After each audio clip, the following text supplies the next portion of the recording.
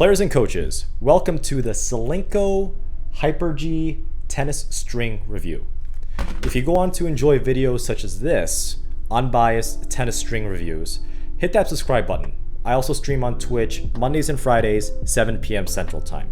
Link down in the description below. I wanted to talk about this string because one, it's super popular right now. Two, it sends a pretty loud message. If you see someone with a bright green string on their racket, it's probably Solinco Hyper G. If you see someone with a ring on their left ring finger, they're probably married or engaged. And if you see someone driving a Honda Civic with a spoiler, they probably didn't graduate high school. Back to the string. It's a 4-sided copolyester. A packet right now is about $12 online, and a 660 reel is $160, which means it's about $10 per packet. You're saving $2 per packet if you buy the reel outright. For the spin coming off these strings, I was very, very pleased. It surprisingly bit the ball really well. There were some Groundstroke Points where I was hitting with a friend, and I was hitting either a forehand or a backhand, and the ball felt like it was gonna go about 2 to 3 inches long, you know, that awful, awful feeling. But when the ball actually landed, it was about 2 to 3 inches inside of the baseline or inside of the single sideline.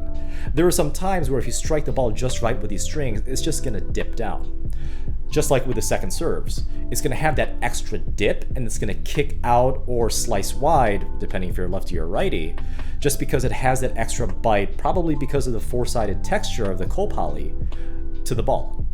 Along with the slices as well, being a copolyester, it's very, very underpowered. So the slices, both backhand and forehand, they just absolutely die and think. They stay fairly low for this string. For copolyester, and even for a regular monofilament polyester, Solinco Hyper G is extremely underpowered. I personally felt that even when striking the ball correctly and setting my feet, I wasn't able to feel the ball pocket on the string bed, even when hitting the sweet spot consistently.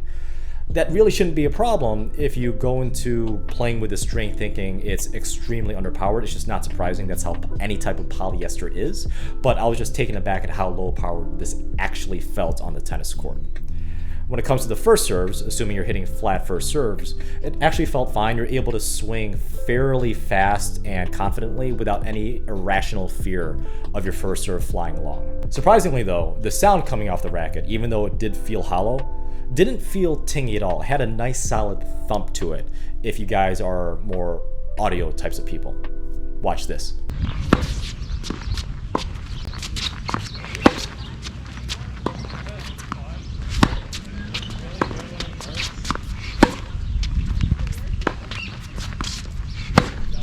Concerning the feel of this string, again, being a polyester, feel isn't the greatest thing in the world for this type of string.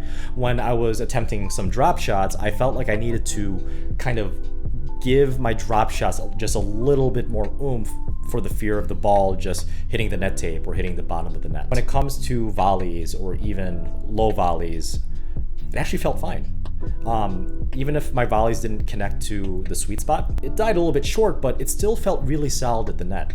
For those of you that have played with Solinco Hyper G, what are your thoughts? Leave a comment down below and hit that like button.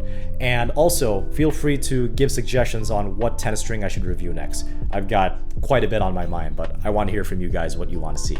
I'll see you guys in the next one.